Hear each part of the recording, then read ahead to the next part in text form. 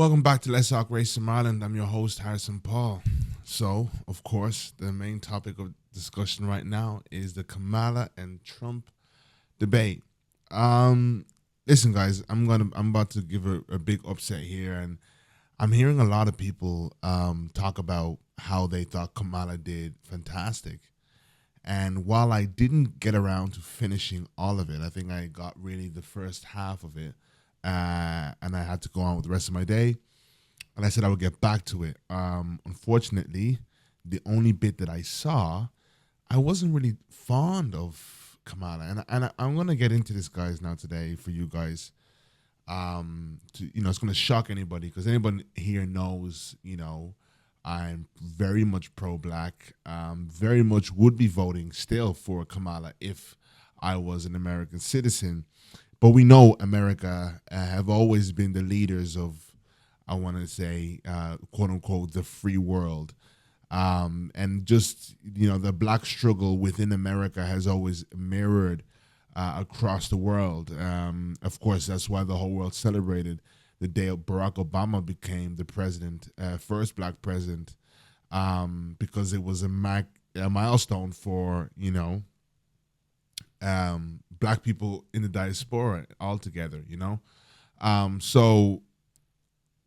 Kamala is a big moment, again, because she's the first black woman first black person in general since Obama, but first black woman. And I'm not so fond of how she performed. And I'm just going to get straight into it and say, for me, she just came across as,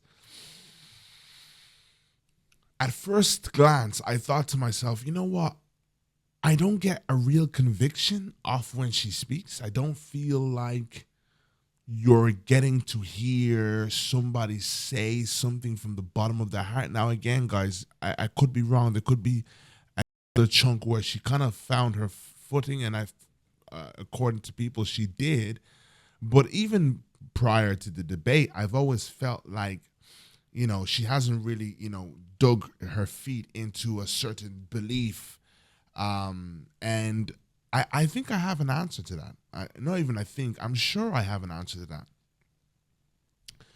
I had a discussion with my mother about it. I'm always talking about discussions I have with my mother, but I had a discussion with it, and I think as a black woman, a woman of color, as you would say, she has a lot in common with, Kamala and the hurdles you may face, a black woman may face, because as we know, women are already discriminated against in general, undermined. So now imagine if, you're a black woman on top of that. So I think this is very much a moment for my mother where she gets to live vicariously through a moment where her as a black woman is seeing herself, in a higher space, taking down a Goliath that she's had to face her whole life. And of course, Trump is one man, and American presidential space, it's one thing on its own. But we obviously have, Trumps in our day-to-day lives, right, guys? We obviously have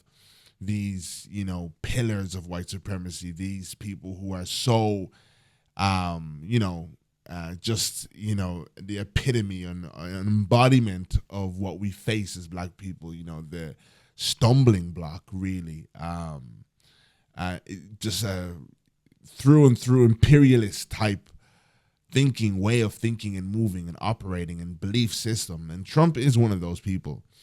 So regardless of how I even feel, I should add in about Kamala, there's no, turning down this opportunity to, I want to say, defeat fascism. And there's a lot of arguments taking place right now about whether or not this will be good for, what's the term that they use? Forward-thinking people. It's slipped my mind now. Progressives, that's the word. A lot of people are feeling as though this is not a good moment for progressive Kamala or Trump. And I've said on my episodes before, and I'll put up on the screen if you want to go and check it out. I'm looking at this more as a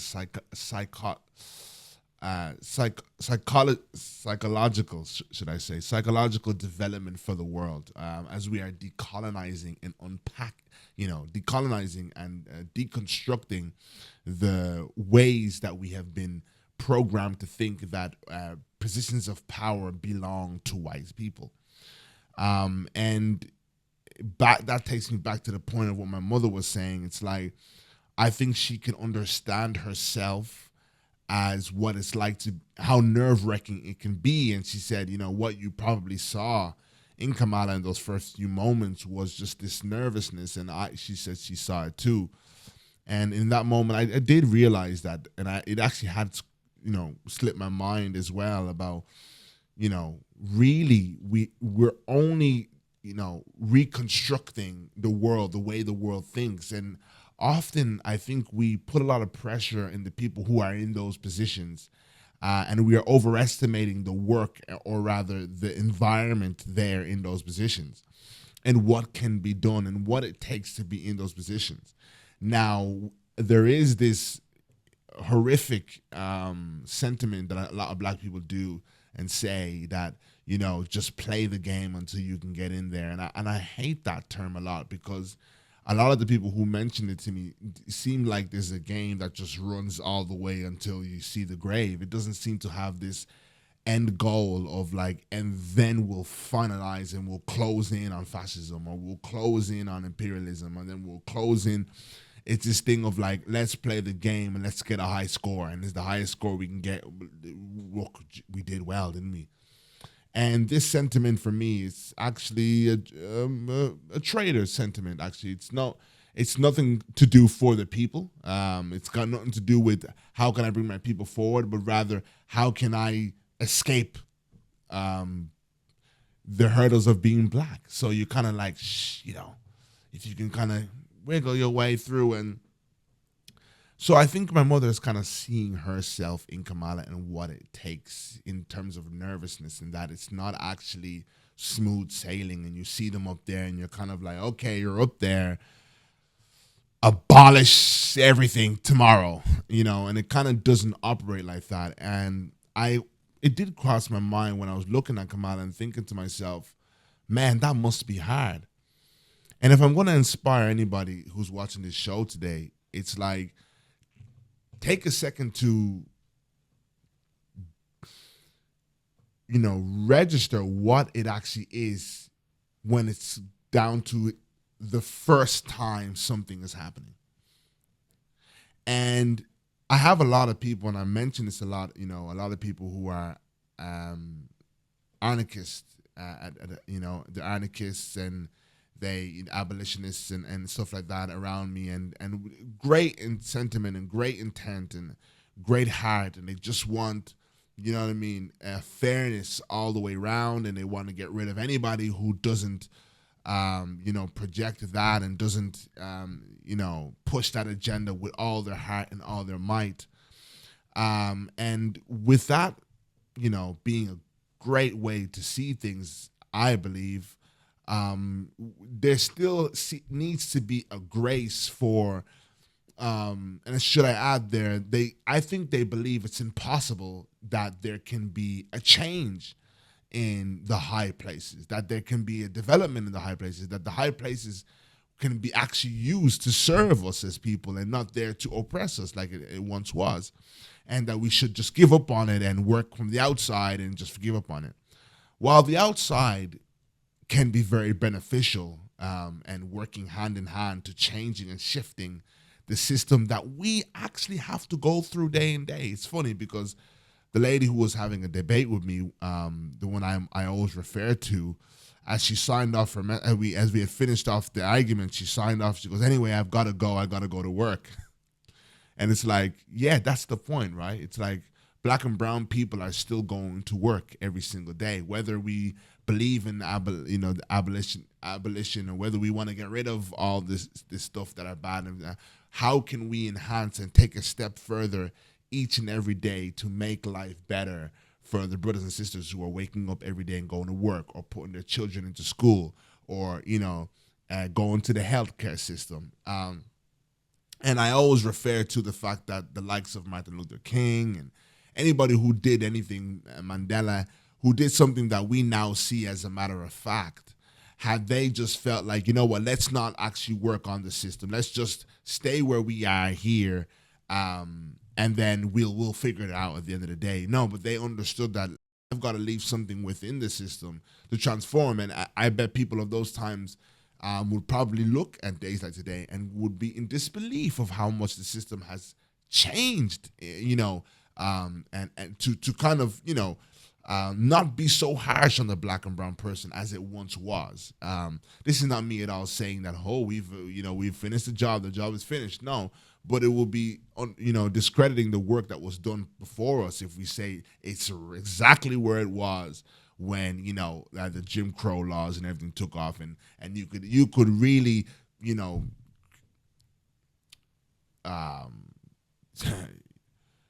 do whatever you felt to a black person and see no consequences about it. And right now we're actually seeing in the UK people are being arrested for Facebook messages, and white people are, up in arms about this. Can you imagine?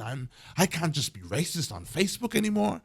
And I think anybody who was getting spat in the face as a black person who's in the grave right now, God bless their souls, God rest their souls, our ancestors are thinking, what? They're getting arrested for dissing me. They're getting arrested for belittling me. They could spit on my face. Imagine what Emmett Till would say today if he heard that people were getting arrested for just being racist, not even, physically hitting somebody.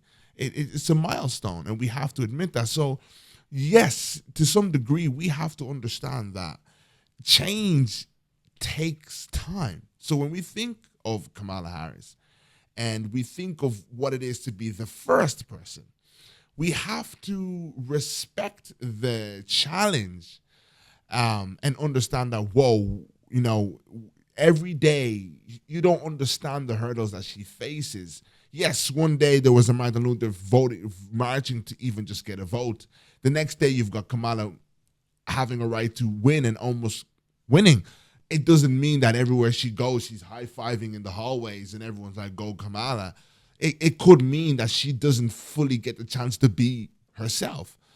And one of the points I want to add to that is, like, as we were having the discussion, my mother and I was saying, one of the things I like about right-wing media, I listen to a lot of right-wing, media, and, there's idiots like Candace who get very radical and stupid and just very aggressive, and I don't even know what to describe as. But then I quite like the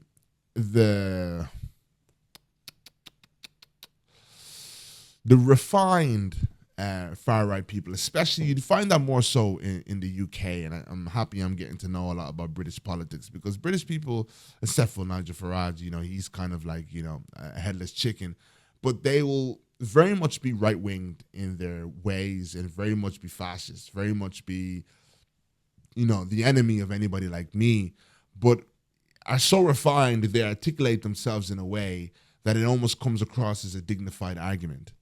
And still very much so, they can tell you their view. They can tell you, they can put, and that's what I like about it, they can put white supremacy in your face and say, this is what we believe in, and articulate it so beautifully that, anybody who's not awake finds themselves saying, this sounds like a harmless idea. Sure. Like, why can't they think like this? Why can't they feel this way? That's why you have black people in Ireland saying, oh no, the marches are not, they're not racist. They're not against immigrant. The way they handle immigration. And then we watched immigration, the whole agenda unfold, and you've seen the violence because the idiots began to splurt out, what the agenda was, the secrets, as the people who are higher up are more refined at articulating the agenda of immigration and whatnot. And now the idiots make them look dumb. And many people, I can bet you, agree with someone like Nigel Farage, but just don't agree how Nigel Farage would articulate it. Many would agree with Tommy Robinson, but just don't agree with how it makes them look. They still want to have this level of self-respect. That's why they perfect and they refine how they execute and articulate their fascism Do you understand? And that's one of the things that I admire about the right wing, and that's what inspires me to say my piece and to say what I feel and say what I believe, but to say it in such a way where it's so refined. But unfortunately, we live in a world where it is more acceptable, and I guess right wing have more of a string, and we know this because look at people like the Tories who were in party. Look at even movements like the immigration movement that's happening in Ireland at the moment. Look at people like Trump who were in power. Because we live in a racist world. Oh, I know they're not gonna like that statement, but because we do, because we're recovering. Okay, look, I'll be nice. We're recovering from a deep, deep, deep racist world where racism was normalized, and now we are trying to unnormalize so many ways of thinking and being and behaving and perceiving things.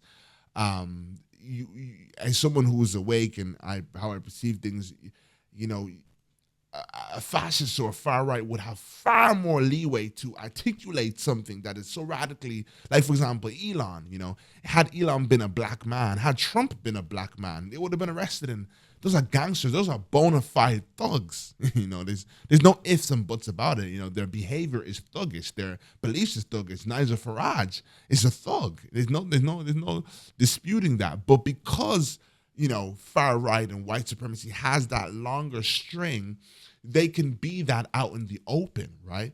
And it takes a lot more, like a riot, than to then say, "Oh goodness me, this is not what we signed up for." But anybody smart can say this was what they were saying this whole time, but just in a very diplomatic way.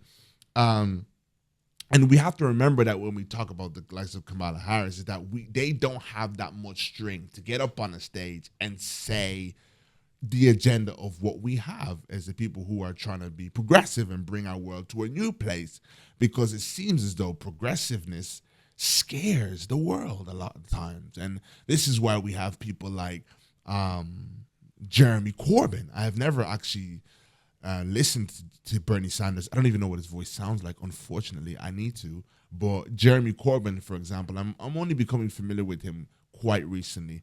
And people like Diane Abbott, it's like those people get worn down and worn out because it's like they're trying to be as radically for righteousness as Trump can be radically for demonicness. But look how much room that Trump is given to actually do something. He has to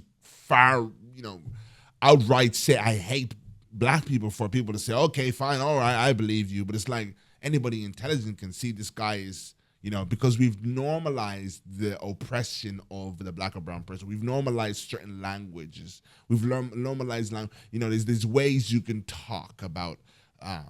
It's like now how we're transforming our conversation around women in the workplace. There were ways you could speak to a female colleague that were very normal, and it seems as though men had this long string to be very perverse in a work environment, and now we're trying our best to shorten that string, so it's not as barbaric as it's been.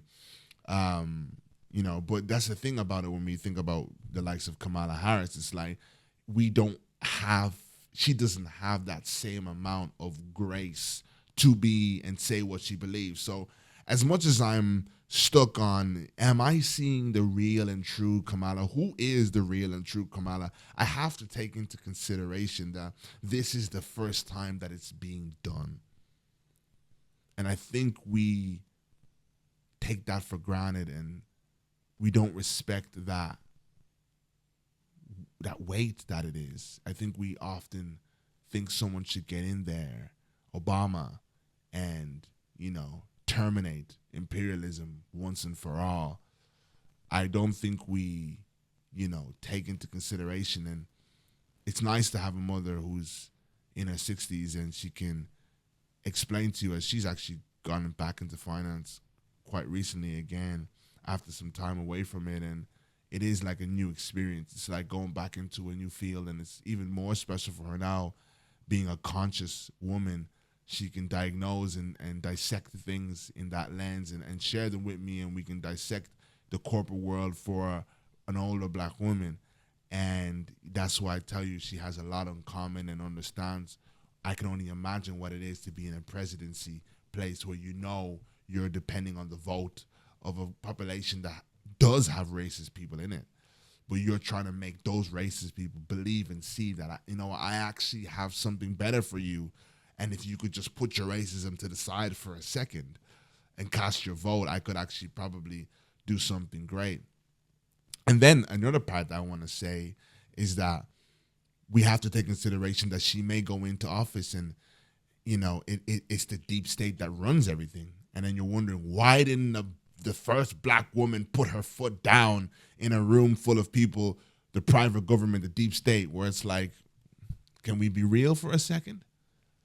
Can we be real for a second? When we got people like they're out there like Vivek Ramaswamy who are laying it down, kissing the floor, kissing the ring of people like Trump, and we're trying to do the opposite. And, it becomes, it's a challenge, So another thing I question is, even when she's in there, how much decision making, does she get to do what she would love to do, these radical things she would love to do, or is she just trying to think to myself, listen, I'm the first black lady here. I don't want to, I've already got so many hurdles to jump over, that of just simple things of proving your incompetence. And that was another thing that I actually thought about, of like, it then becomes internalized. Maybe, the part of the interview that I saw, maybe she's asking herself, am I capable of this? Do I belong here? These questions really do hit you. Do I belong here? Am I capable? Okay, listen, I am. You're convincing yourself. Then when a moment arises, where you have to make a decision that is seeming as though it's the wrong answer to everyone else in that room, are you going to be the black person who stood on the wrong answer? And everyone thought, here goes. You're trying to prove your competence. Remember, the black man is also coming over the hurdle of proving his competence and his worthiness. So that's something we battle within ourselves also. And then lastly, and I end on this, you got people like Trump, who life has always told him, and he already knows, communicated to him, that this room belongs to you. That's why we call it the white man's world, right? When you look at every high place, even in the World Bank, or even when we go to the EU, even when we go to big organizations, world organizations, we know who runs those places. So there is a sense of belonging that a man in Trump's skin can have, that he can stand boldly in certain positions and say, I've seen my father here. I've seen my father's fathers here. It's my playground. And this is something that's communicated into the psyche of the African, and, and to the white man also. So it's just like we're coming over these hurdles, right? And once we can actually break these initial hurdles, the first steps, the breaking in. I think anybody who's watching this show, you've ever bought Doc Martens, you got to break them in first. We're breaking them in. We're breaking in certain areas. But I know it in my spirit. I know it in my soul. So when you say it will never happen that a high space will use to serve, will be completely turned inside out from its original design, I beg to differ. I bet you the ones who were sitting in the Jim Crow era, days, we're thinking the exact same thing. And I bet you now they saw a world that they're looking at now, and even anybody in the UK, of those early Windrush generation, they look at it now and say, wow, okay.